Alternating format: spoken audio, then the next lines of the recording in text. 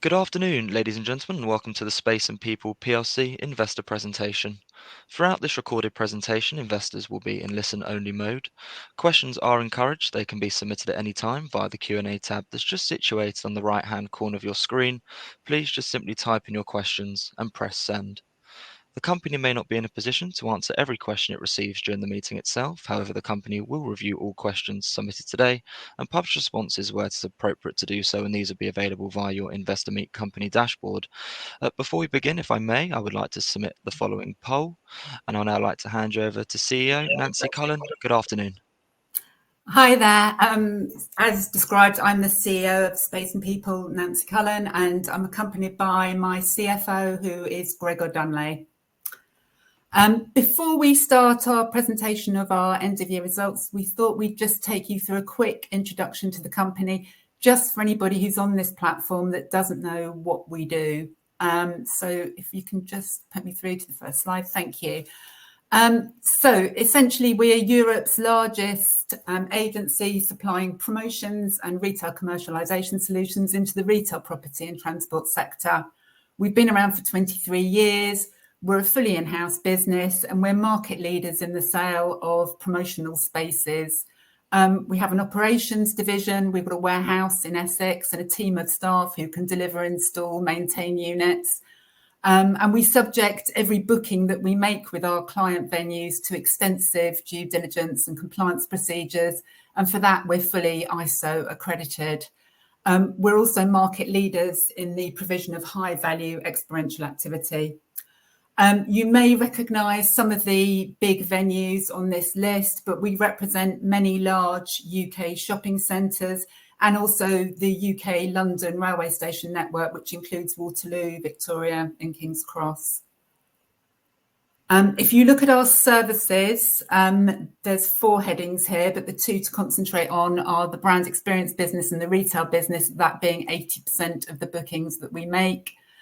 Brand experience comes in a number of forms: major one-off brand activations or road shows, which are travelling experiences that go around to different venues in the country, or they can just be brand-to-hand sampling. And if you look at retail, that also appears in lots of guises. We put long-term retail kiosks into venues. We've got our own product called Rock Up and Pop Up, which is a product for new and online retailers. Or the retailers can be supplied by the operator, or we put business into shop units. 20% of our business is also local business or customer acquisition. Just to show you what a brand X looks like, this is the Lion King at Manchester Piccadilly, just an idea of a brand activating. In 2022, just to give you an idea of the scale, we put 229 different brands into 216 venues. This is Sky Glass in Nottingham. This was for the Platinum Jubilee, just showing you this is how brands activate, can be indoor or outdoor. This is Superdrug at King's Cross. And this was a road show that we put all around the country, which was the launch of a film for DC Super Pets. This is it in the Metro Centre. And this is all now transacted via our sales staff, but we've also got an online platform that we launched last year. Talking about retail, as I said, we do retail in a number of forms. This is our own kiosk that we put into venues. This is the Network Rail kiosk that we put onto Network Rail concourses. And it says here we placed over 440 different retailers into over 160 venues last year. And the retail can also have its own kiosk. It can be a retailer who comes along with their own kiosk. It's just a few examples of the brands that put their own retail kiosks into our venues last year. We're leading the market in trying to provide solutions to get new retail names into venues. And our latest product is one called Rock Up and Pop Up that we launched last year. This is a complete pop-up solution where we manufacture and install the kiosk, do the business and merchandising plan for the retailer, supply them with staffing, supply them with payment equipment. They then trade, and then we remove the kiosk. And that is our unique Rock Up and Pop Up solution. And there's a few examples here of how it looks in action. These are a few of our kiosks in centres. over the last 12 months. So that's the introduction to the company. We're now going to move on to the presentation to talk about our end of year results.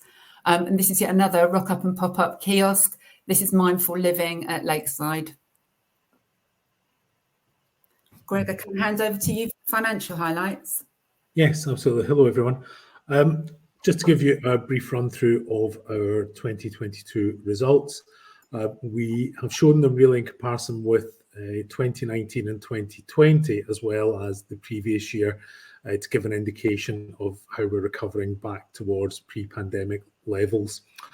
You'll see that our revenue came in on expectation at 5.5 million, which was better than 2021's 4 million, and getting back towards where we were in 2019. UK promotional retail and our UK promotional revenue and our German retail revenue were very much back towards the pre-pandemic levels, with only UK retail still significantly behind, and we'll come on to the reasons for that later on. The result of that is that our core operating results were pretty much at a break-even level. And comparing that to last year, when we stripped out the effect of government support that we had received, that was significantly better than we had done in the past couple of years, and back almost to the levels we were at in 2019, which is encouraging that we are a viable business that's looking positively to the future, and hoping to deliver good results in 2023 as well. People will see that the net cash inflow of £500,000 is a little bit incongruous with our results, given that we'd also repaid a significant portion of our debt during 2022. But that's tied up in working capital movements that we can explain in more detail if anybody is interested. We finished the year with good cash headroom, and we will continue to pay down our debt as planned during 2023. So the operational highlights for us during the year, it was a strong performance, even though Q1 was still affected by COVID. I mean, basically, we replaced the government support that we had in 2021 with revenue in 2022. And even though we still had a bit of COVID effect, perhaps in January and February of 2022. Pop-up retail remained strong throughout the year, and we launched a new product in Rock Up and Pop-Up. The brand experience took longer to return, but we had a really strong, in fact, we had our best ever December, despite rail strikes affecting some of our key stations during that time. And we looked at our German business and took some first steps into expanding that business with the developer ECE that we've worked with for the last 7 or 8 years. And we opened some units in Austria. So looking at revenue, that increased in the UK by 41% to 3 million. The retail revenue was slightly less than that, up 21%. It should be pointed out that retail revenue for Space and People also includes promotional customer acquisition revenue that goes onto our mobile promotions kiosk.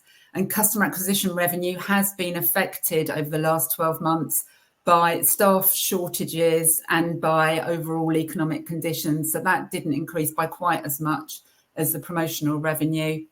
As I said before, we launched our new retail product, Rock Up and Pop-Up, specifically designed to attract nascent online retailers and to grow them into kiosk users and hopefully into long-term unit users.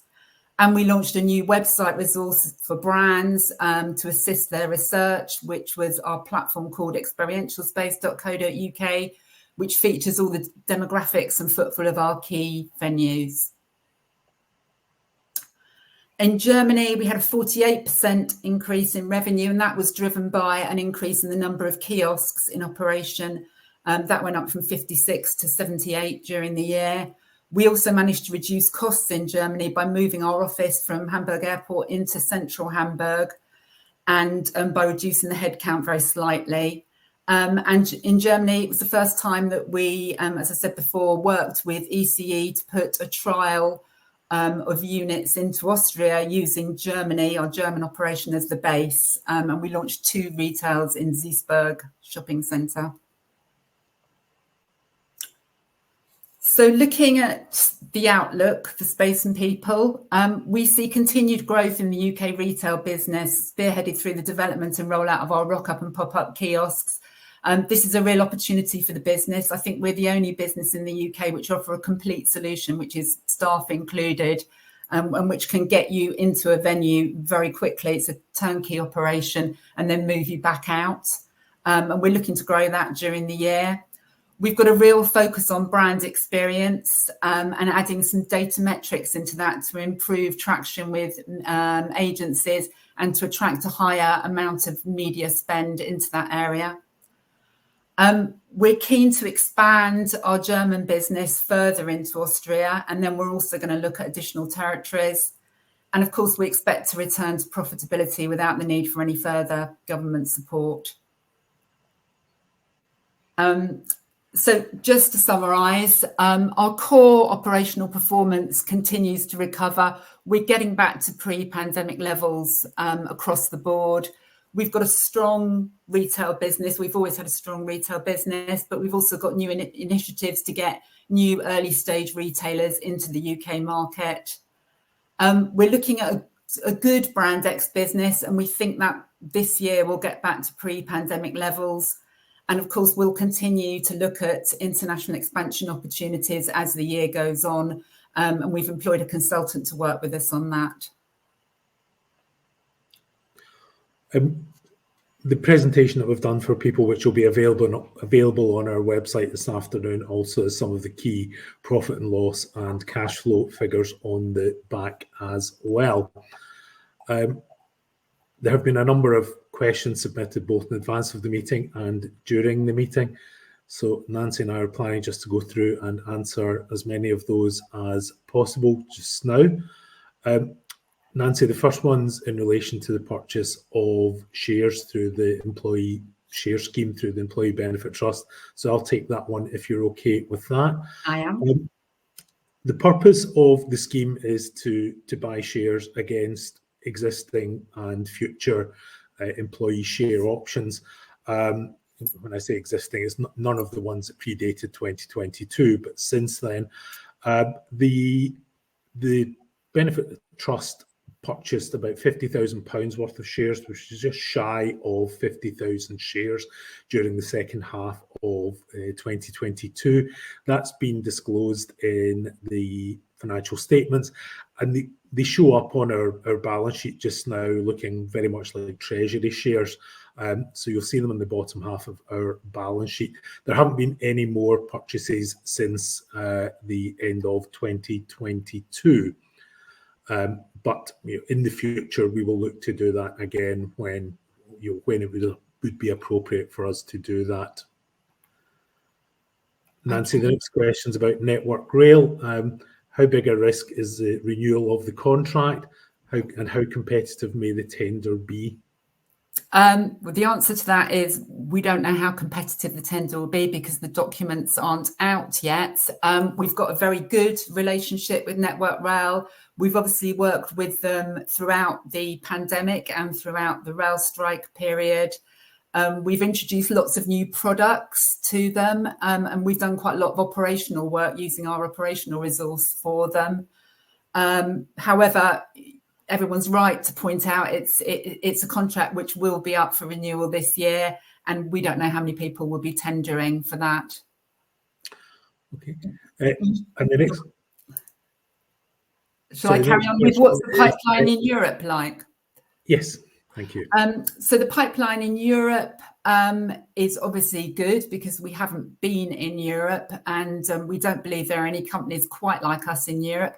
However, we're very mindful of our cost base, and we're using Germany as the sort of the point of contact for any European operations. Our first sort of very small steps are into Austria. We'll see how that goes, and we'll take it from there. But yes, Europe's very much in our sights. Okay. The next question asks what the repayment schedule looks like for the COVID loans that we have. Some of you may remember that when the CBILS loans came out, we first of all took out a £1 million term loan to help us through that initial lockdown period. We also had a revolving credit facility of £1 million at that time, which pre-existed COVID, which we used as a working capital facility. Towards the end of the CBILS loan period, we took out a second CBILS loan of a further £1 million, which effectively replaced that revolving credit facility that we had. And we also took out £750,000 of overdraft facilities, replacing the £500,000 overdraft facility that we had before. You'll see at the year end that just over 1.4 million of those loans remain payable. Now at the repayment rate of roughly £350,000 a year, we will continue to pay that down in accordance with the timeline that we have to pay that, which is slightly different for both loans. As at the year end and as at now, the loans are fully drawn down. However, the overdraft facilities are undrawn, and we have never been into those up until now. The next question there is that are there any new sites in the near-term pipeline or that we have recently signed up, Nancy, that we could announce? We've always got a pipeline of venues that we're talking to. Quite when they'll come to fruition, I couldn't answer you, but yeah, Cannon Street was a new location. And as I say, there's a long pipeline of venues that we're talking to at the moment, which we hope to bring to fruition during the year. Okay. And then the next question is, for the planned expansion in Germany and Austria, how much more capacity of warehousing, people, etc., do we need? Okay, shall I answer that one, Gregor?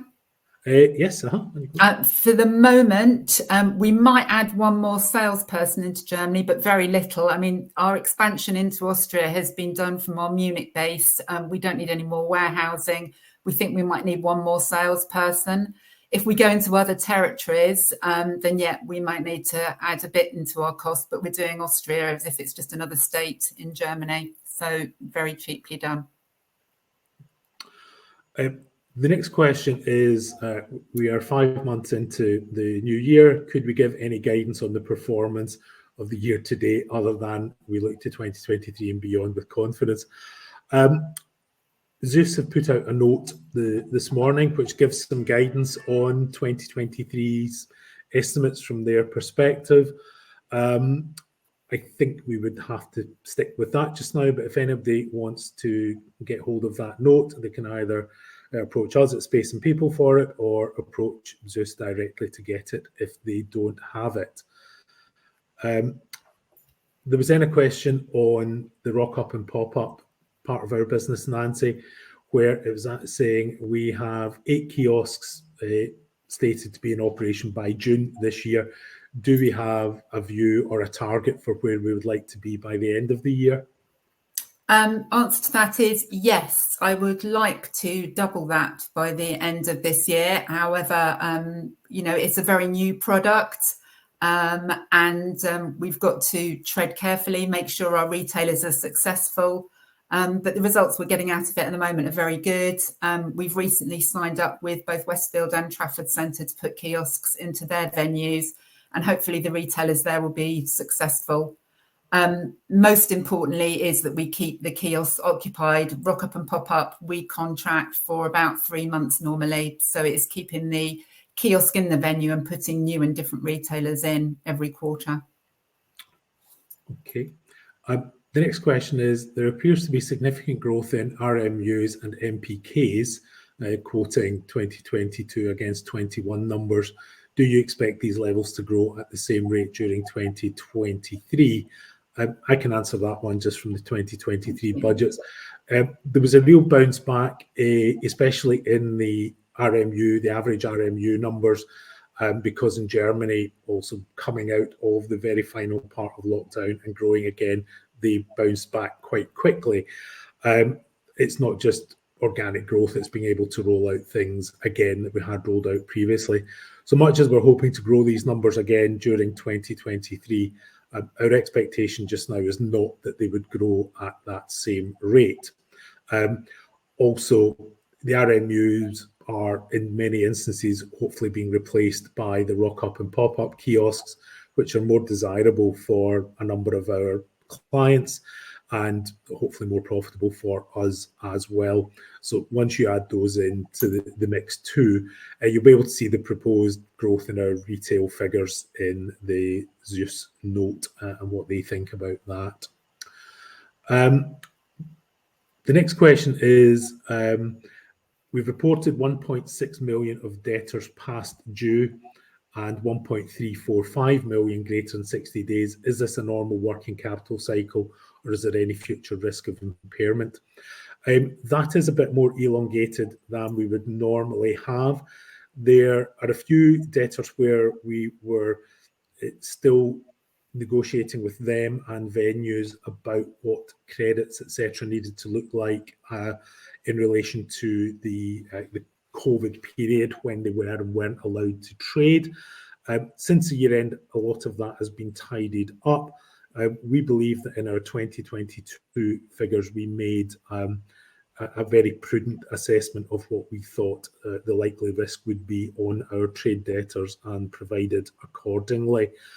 So I don't see any particular risk beyond that.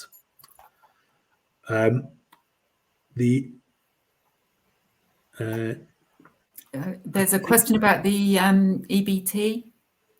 Yeah, I think that was probably covered off more on what I said earlier about the shares that we would look to do it when, when circumstances are favourable for us to do that in the future.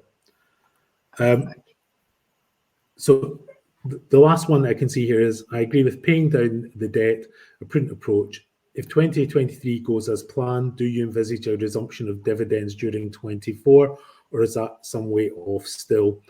I think that's some way off still. We are aware that over the last couple of years, there's been quite a significant hit to our distributable reserves as a result of that. Also, us having to make provisions against the carrying value of the investment in our retail division. Although it's a non-cash item, we took a provision of 1.5 million during this year. That has had a significant effect on our distributable reserves, and we will look to build those back. But the long-term aim of the business, as I think was stated in George Watt's chairman's statement, is that we aim to get back to being able to pay a dividend when we can. We will pay down the debt, but we don't anticipate having to have repaid every last penny of debt before we resume dividends, if possible.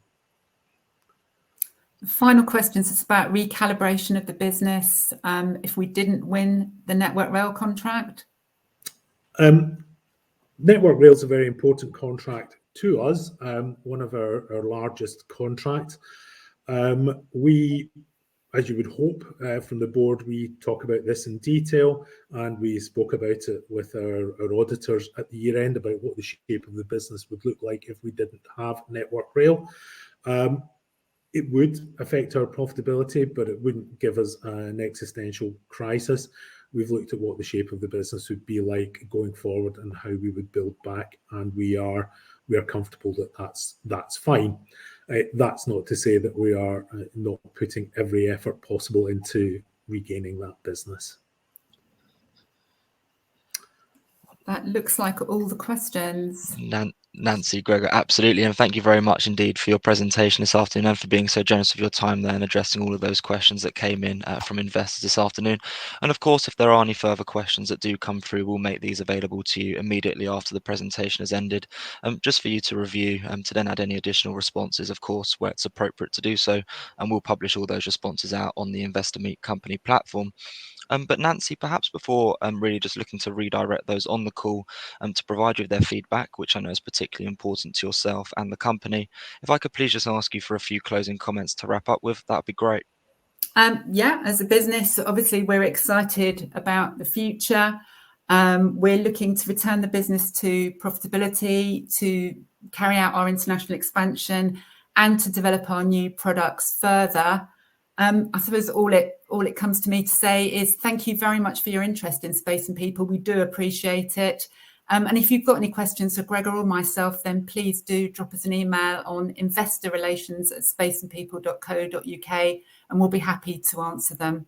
But thank you very much in the short term for your time. Nancy, that's great. And Gregor as well, thank you once again for updating investors this afternoon. Could I please ask investors not to close this session, as you'll now be automatically redirected for the opportunity to provide your feedback in order that the management team can better understand your views and expectations. This will only take a few moments to complete, but I'm sure will be greatly valued by the company. On behalf of the management team of Space and People PLC, we would like to thank you for attending today's presentation. That now concludes today's session, so good afternoon to you all.